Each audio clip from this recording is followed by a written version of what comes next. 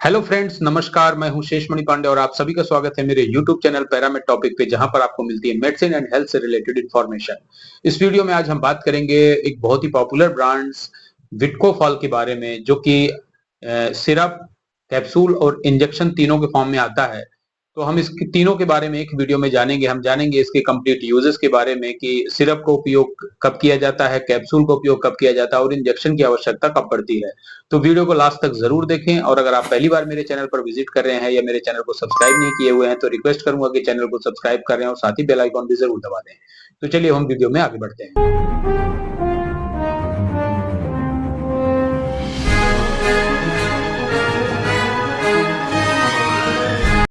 तो सबसे पहले हम बात करते हैं विटकोफॉल सिरप के बारे में। विटकोफॉल सिरप एक डाइटरी सप्लीमेंट्स है। डाइटरी सप्लीमेंट्स का मतलब होता है कि ऐसे सप्लीमेंट्स जो हमें हमारी डाइट से, जो हम खाते हैं, जो हम डाइट लेते हैं उसके द्वारा मिलते हैं। लेकिन अगर किसी कारणों से अगर हमारे शरीर में इन सप्लीमेंट्स की डिफिशियंसी हो जाती, कमी हो जाती है, या कोई बीमारी के कारण, क्रॉनिक इलनेस के चलते आप कमजोर हो चुके हैं और कई तरह के न्यूट्रिशनल सप्लीमेंट्स की आपकी बॉडी में डिफिशियंसी है, तो ऐसी स्थिति में आपके शरीर में और भी समस्याएं पैदा होने लगती हैं। ये समस्याएं हमेशा देखी जाती हैं कि उस व्यक्ति में थकान महसूस होती है, कमजोरी महसूस होती है, मस्कुलर वीकनेस होती है, मांसपेशियों में कमजोरी होती है, और कोई भी काम करने पर बहुत जल्दी थक जाना, सांस फूलना, खून की कमी हो जाना, हीमोग्लोबिन डाउन होना, नसों में कमजोरी आ जाना, न्यूरोपैथी हो जाना, नर्व डैमेज होना, इसके अलावा चिड़चिड़ापन, बहुत जल्दी गुस्सा आ जाना, डिप्रेशन होना, नींद की समस्याएं और ब्रेन से रिलेटेड भी कई बार समस्याएं आ सकती हैं।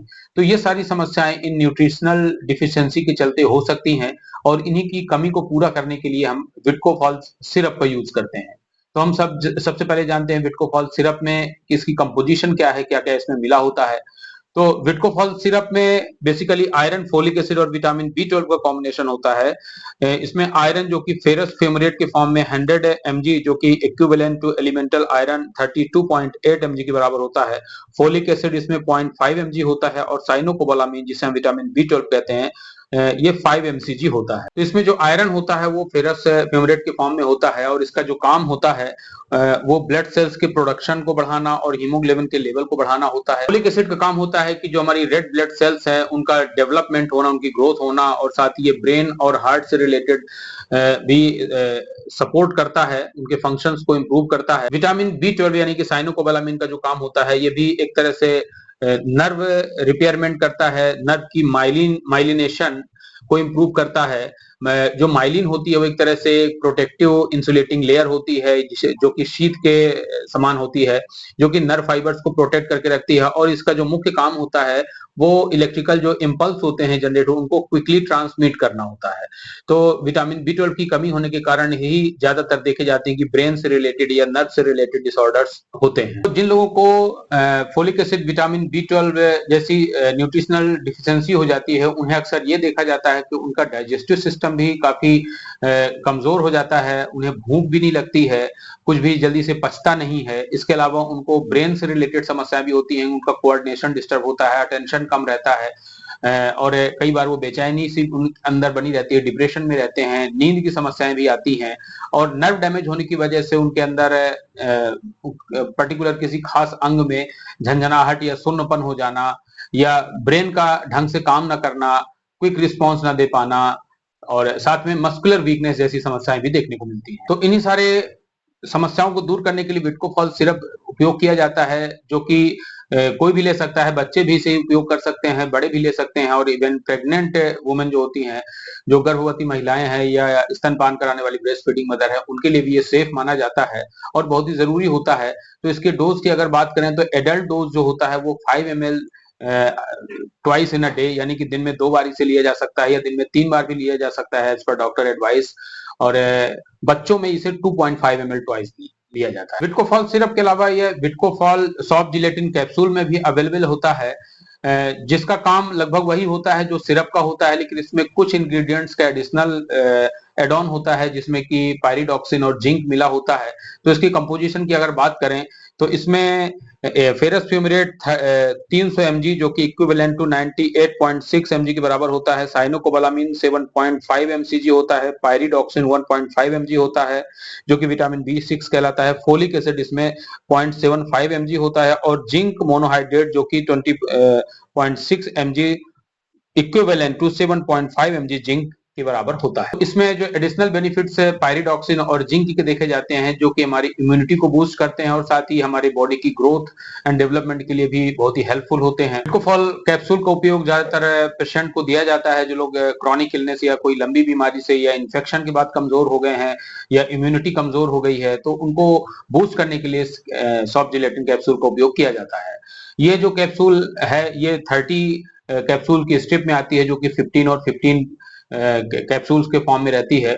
तो इसको इसे भी खाने के पहले खाने के बाद कभी भी लिया जा सकता है। दिन में 2 बार इसे लिया जा सकता है। इसके बाद हम बात करते हैं विटकोफॉल इंजेक्शन के बारे में। जब कभी सिरप या कैप्सूल से न्यूट्रिशनल डिफिशियंसी बहुत तेजी से रिकवर नहीं हो पाती है, यानी कि अगर कहा जाए कि विटामिन B12 या निकोटिनामाइड जैसे विटामिन की अगर बहुत ज्यादा शरीर में कमी है तो उन्हें फास्ट रिकवरी करने के लिए फिर इंजेक्शन का उपयोग किया जाता है। जिन लोगों में विटामिन B12 की लंबे समय से कमी है उन लोगों में नर्व डैमेज होने के चांसेस हो जाते हैं, न्यूरोलॉजिकल डिसऑर्डर्स बढ़ जाते हैं। तो ऐसे व्यक्तियों को इंजेक्शन ही सहारा होता है क्योंकि इसमें जो इंग्रेडिएंट्स होते हैं विटामिन B12 निकोटिनामाइड ये जो कैप्सूल और सिरप के कंपैरिजन में इसकी मात्रा ज्यादा होती है। तो इसकी कंपोजिशन की अगर बात करें तो इसमें निकोटिनामाइड 200 mg पर ml, फोलिक एसिड 15 mg पर ml और साइनोकोबालामिन यानी कि विटामिन B12 500 माइक्रोग्राम पर ml होता है।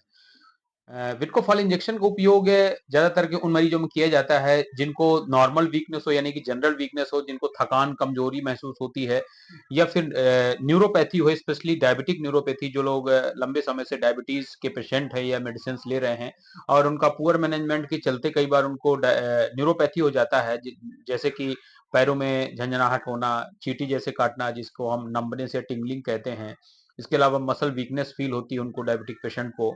और इसके अलावा इसका इंजेक्शन का उपयोग विटामिन B12 की डिफिशियंसी को जल्दी से रिकवर करने के लिए इसका उपयोग किया जाता है क्योंकि कैप्सूल या सिरप फॉर्म में इसकी मात्रा बहुत कम होती है। इसी कारण इंजेक्शन में इसकी जो B12 की मात्रा होती है वो ज्यादा होती है और ये फास्ट रिकवरी करता है। तो ऐसे पेशेंट जो डिप्रेशन से गुजर रहे हैं उनके साथ भी एड ऑन किया जाता है क्योंकि इसमें ये ब्रेन और फंक्शन को भी इम्प्रूव करता है। इसके अलावा नर्व सेल्स को रिपेयर करता है।